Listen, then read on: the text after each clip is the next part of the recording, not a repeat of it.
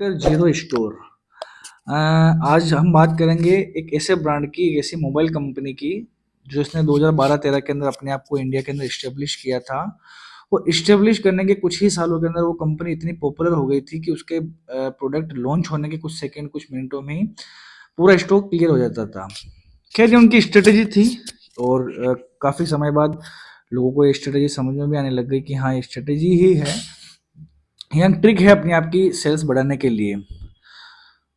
नमस्कार दोस्तों, मेरा नाम है विकास सर्वा। आप देख रहे हैं द रियल अनबॉक्सिंग। हम लोग आज बात करेंगे कि कैसे एक ब्रांड ने अपने आप को 2012-13 के अंदर इस्टेब्लिश किया, और इस्टेब्लिश करने के कुछ सालों बाद वो बहुत पॉपुलर हुआ, और पॉपुलर होने के कुछ सालों बाद धीरे धीरे धीरे उस ब्रांड की पॉपुलरिटी कम होती गई, और पॉपुलरिटी इतनी कम हो गई कि कहाँ उसके 1100 स्टोर्स थे और कहाँ आज उसके 10-20 या हो सकता है जीरो स्टोर्स अवेलेबल हों, या जो स्टोर्स अवेलेबल होंगे वो भी शायद हो सकता है घाटे के अंदर चल रहे होंगे।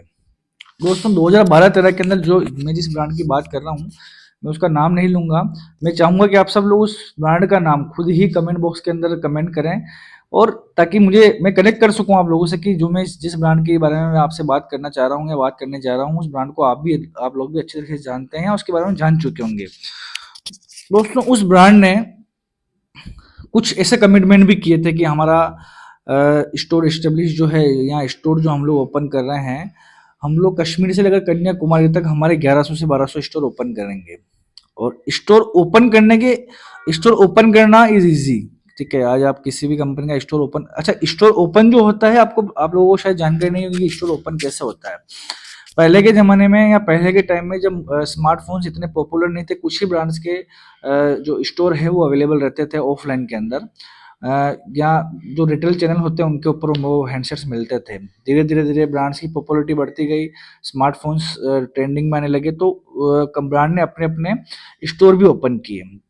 आप सब लोगों को अब तक ये ध्यान होगा कि जिस भी ब्रांड ने स्टोर ओपन किया है वो खुद का स्टोर है, कंपनी रनिंग स्टोर है। बट ऐसा ही लगा होगा ना आपको, बट ऐसा नहीं होता है। कंपनी स्टोर ओपन करती है, उनमें से जो मेजर सिटीज, जो मेट्रो सिटीज होती है, जो बड़ी सिटीज होती है, उनके अंदर हो सकता है कंपनी ओन्ड या कंपनी ऑपरेटेड शोरूम्स या स्टोर्स उनके ओपन होते हैं। अदरवाइज जितने भी टीयर 2 टीयर 3 सिटीज के अंदर जो स्टोर्स होते हैं वो कंपनी ऑपरेटेड नहीं होते हैं। अब आप पूछेंगे कि नाम कंपनी ही प्रमोट करती है, तो कंपनी ऑपरेटेड कैसे नहीं है? तो दोस्तों, ये लोग क्या करते हैं कि बीच आजकल अभी ये ट्रेंड में है कि जितने भी, चाहे सर्विस सेंटर हो चाहे स्टोर हो, कंपनी खुद नहीं ओपन करती है। Company third party service centre, third party store open करती है। Third party in the sense किसी भी नेशनल वाइज डिस्ट्रीब्यूटर को संभालेंगे। जैसा मैंने आपको मेरे कुछ वीडियोस के अंदर दिखाया था कि कंपनी सेल्स चैनल कैसे वर्क करता है, वैसे ही स्टोर के अंदर सेल्स का चैनल पूरा अलग हो गया, जो रिटेलर तक के एंड पे पहुंचता है, डिस्ट्रीब्यूटर वाइज जो चलता है। एक चैनल ये हो गया जो स्टोर के थ्रू चलता है।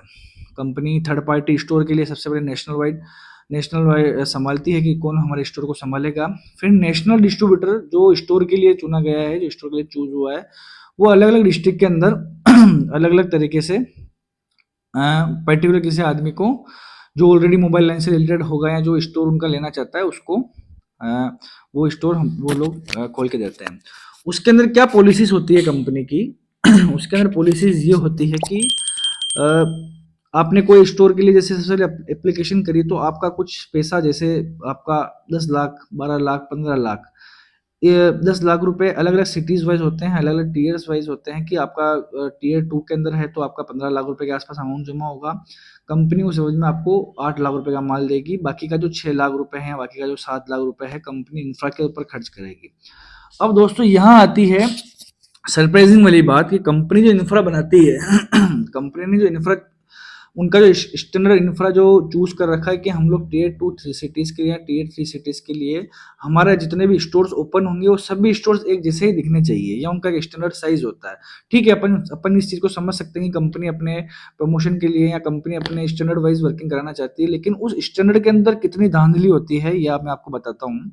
वो धांधली इस तरीके से होती है स्टोर्स में जो 2x2 की टाइल लगती है, आज आप बाजार में 2x2 की टाइल खरीदने जाइए, वो 2x2 की टाइल जो आती है 200, 250, 300, 500 रुपए के आसपास की टाइल आती है, जो अच्छी से अच्छी टाइल आती है।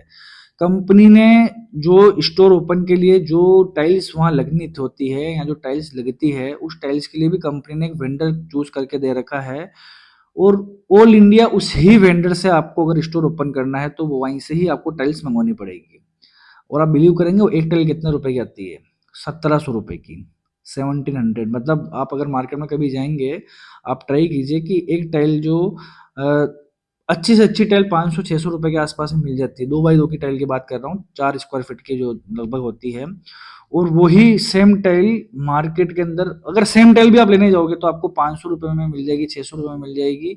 लेकिन वो टाइल आपको खुद से नहीं खरीदनी है, आपको आपके वेंडर्स, उस जो कंपनी ने जो वेंडर प्रोवाइड करवाया है उसी वेंडर से आपको वो टाइल खरीदनी पड़ेगी और वो टाइल लगवानी पड़ेगी। तो इसके अंदर भी कंपनियां कमीशन। ठीक है साहब। फिर आते हैं हम लोग एसीपी बोर्ड के ऊपर, जो बाहर लाइटिंग वाले बोर्ड लगे हुए रहते हैं, जो क्रोमेटिक जो बोर्ड लगे हुए रहते हैं, वो उसकी रेट मार्केट के अंदर 175 175 रुपीज स्क्वायर फीट के हिसाब से के आसपास होती होगी। अभी हो सकता है 200 रुपये के आसपास हो गई होगी। बट कम, अगर आपको कंपनी का स्टोर लेना है तो कंपनी का स्टोर लेने के लिए आपको, अगर वो बोर्ड उसी के ही वेंडर के थ्रू लगाना पड़ेगा, जो वेंडर आपको कंपनी ने प्रोवाइड किया है, जिस वेंडर का डिटेल, और वो वेंडर उसकी रेट चार्ज करता है 1000 रुपये स्क्वायर फीट। आप सोचिए कि मतलब कंपनी जो आपको स्टोर दे रही है, उस स्टोर के अंदर ही कंपनी का इतना बड़ा कमीशन है कि अ, मतलब आप, बट ठीक है, उस टाइम पे कंपनी का नाम अच्छा चल रहा था, कंपनी ट्रेंडिंग में थी, तो लोगों ने स्टोर दबा दबा के स्टोर लिए खूब। मतलब लोग पीछे पड़ पड़ के लोगों ने स्टोर लिए। एक ही सिटी, जो छोटी सिटी टियर 3 सिटीज है, उस सिटी के अंदर भी, जिसकी पॉपुलेशन 3 लाख के आसपास पॉपुलेशन है, उस सिटी के अंदर भी कंपनी ने 4-4 5-5 स्टोर ओपन किए। केवल सिटी की बता रहा हूँ मैं। अगर डिस्ट्रिक्ट की बात करूँ तो डिस्ट्रिक्ट के अंदर, जैसे डिस्ट्रिक्ट की पॉपुलेशन 12 लाख, 12 लाख पॉपुलेशन है, उसके बावजूद भी कंपनी ने केवल सिटी के अंदर 4-4 5-5 स्टोर्स ओपन किए। और स्टोर्स ओपन करने के बाद हर तहसील तहसील वाइज, जहाँ पे 50,000 60,000 लोग भी रहते हैं, वहां पे भी एक स्टोर ओपन कर दिया। अभी क्या हुआ कि लोगों के अंदर जो स्टोर वाले थे, स्टोर वालों ने इसका, कंपनी का बहिष्कार करना स्टार्ट किया कि आप जो जिस तरह से कंपनी स्ट्रेटेजी चला रही है, वैसी स्ट्रेटेजी, उस स्ट्रेटेजी से हम लोग सेल्स नहीं कर पाएंगे। क्योंकि उसके अंदर ऐसा नहीं था कि जो मोबाइल अभी नया लॉन्च हुआ है, या जो भी प्रोडक्ट अभी कंपनी थ्रू लॉन्च हुआ है, केवल वही प्रोडक्ट उसको लेना है। उसके साथ साथ जो प्रोडक्ट नहीं सेल हो रहा है वो भी उनको ऑफलाइन स्टोर वालों को चिपकाया जाता था कि आप अगर 10 मोबाइल ये लेते हो तो आपको 10 प्रोडक्ट ऐसे लेने पड़ेंगे जो कंपनी के रनिंग में नहीं है। इस तरह से धांधली होती थी, और धीरे धीरे धीरे धीरे कंपनी की पॉपुलरिटी कम होती गई।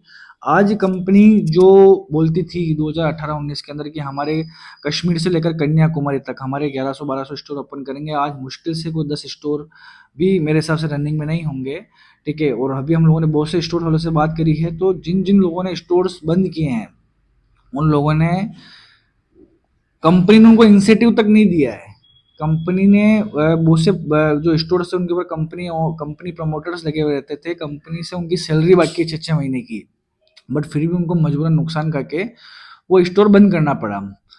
और ये लगभग जितने भी ब्रांड्स हैं जो स्टोर्स ओपन करते हैं, उन सभी की यही हालत है। अभी आप देखेंगे जयपुर जो राजस्थान के अंदर आता है, वहाँ पे पहले मैं जिस कंपनी की बात कर रहा हूँ, वहाँ पे उनके 12 स्टोर्स थे, आज शायद 1 या 2 स्टोर भी नहीं होंगे। और अभी जो स्टोर्स रनिंग में हैं उनमें से भी कुछ स्टोर बंद हो गए हैं, जो दूसरे ब्रांड्स के हैं। ठीक है, उन ब्रांड्स के भी स्टोर बंद हो गए हैं। तो मतलब ये जो सारी चीजें हैं, डिटेल मुझे आपको इसलिए बताना जरूरी है कि कैसे ब्रांड एक रिटेल ऑफलाइन रिटेलर जो ऑफलाइन स्टोर ओपन करना चाहता है ब्रांड का, उसके साथ ये चीटिंग करता है। और उनको लालच देके किस तरह से फंसाया जाता है। खैर, जो लोग इस बार मतलब मैं जो आपको बात बता रहा हूँ, जो लोग इससे कनेक्ट कर रहे होंगे वो समझ रहे होंगे कि मैं कितने इस बात के ऊपर मेरी सच्चाई है, और वो इस बात को एग्री भी करते होंगे कि कंपनी किस तरह से अपने प्रमोशन, अपने प्रोडक्ट सेल करने के लिए ऑफलाइन रिटेलर का, या ग्राउंड लेवल जो रिटेलर्स होते हैं उनका किस तरह से फायदा उठाती है। तो दोस्तों, आज की वीडियो में सिर्फ इतना ही। हम बहुत जल्दी आपके नए नए प्रोडक्ट्स की लॉन्चिंग के साथ साथ 2025 आने वाला है दोस्तों। आज क्रिसमस भी है, तो आप सभी को सबसे पहले तो क्रिसमस की बहुत बहुत शुभकामनाएं, बहुत बहुत बधाई। 2025 आने वाला, 2025 में काफ़ी सारे नए मॉडल्स आने वाले हैं, और उन मॉडल्स के अंदर अलग अलग तरह की जो डिस्कशन, 2024 भी जो था बजट मोबाइल के लिए काफ़ी अच्छा निकला। आप लोगों ने देखा होगा कि 2022-23 के अंदर जो मोबाइल्स थे, थोड़े से हायर रेंज के भी थे। 2015 से 20,000 की जो रेंज थी, उसमें हायर रेंज के अंदर मोबाइल थे। बट अभी 2024 के अंदर जितने मोबाइल लॉन्च हुए, उन सबका प्रोडक्ट क्वालिटी भी अच्छी करी है ब्रांड्स ने, और उनकी रेट भी कम करी है, मतलब 2000 जैसे अभी 12,000 रुपये के आसपास, 13,000 रुपये के आसपास, 10,000 रुपये के आसपास भी आपको ठीक ठाक मोबाइल देखने को मिलेंगे और आप उनको ले सकते हो और वो यूज़ भी अच्छे से आ सकते हैं, उनकी लाइफ भी ज़्यादा कंफर्टेबल है। और अभी 2025 आने वाला है दोस्तों, 2025 के अंदर ये काफ़ी सारे मॉडल्स, काफ़ी सारे ब्रांड्स अपने अपने नए मॉडल्स लेके आ रहे हैं, काफ़ी बजट फ़ोन के अंदर। मतलब अगर आप देखेंगे मोटरोला, लिनोवा, अब ये ब्रांड्स भी जो हैं इंडियन मार्केट के अंदर अपने पाँव पसार रहे हैं, अपने अपने मॉडल्स बहुत कम रेंज के अंदर। अभी मोटरोला के 3 मॉडल्स 2025 में आने वाले हैं, वो तीनों मॉडल्स 10,000 के बजट के अंदर होंगे। तो जो बजट फ़ोन लेने वाले हैं, जो लोअर कैटेगरी वाले, जो हमारा सेगमेंट है उसके अंदर काफ़ी सारे न्यू न्यू लॉन्चिंग होने वाली है, तो बने रहिएगा आप द रील अनबॉक्सिंग के साथ। अगर आपने चैनल को सब्सक्राइब नहीं करा तो सबसे पहले चैनल को सब्सक्राइब करिए और हम लोग आपके सामने ऐसी ही जानकारियाँ हमेशा लाते रहेंगे। डेली आपको एक नया वीडियो चैनल के ऊपर देखने को मिलेगा। मिलते हैं नेक्स्ट वीडियो में, तब तक के लिए जय हिंद, जय भारत, थैंक यू।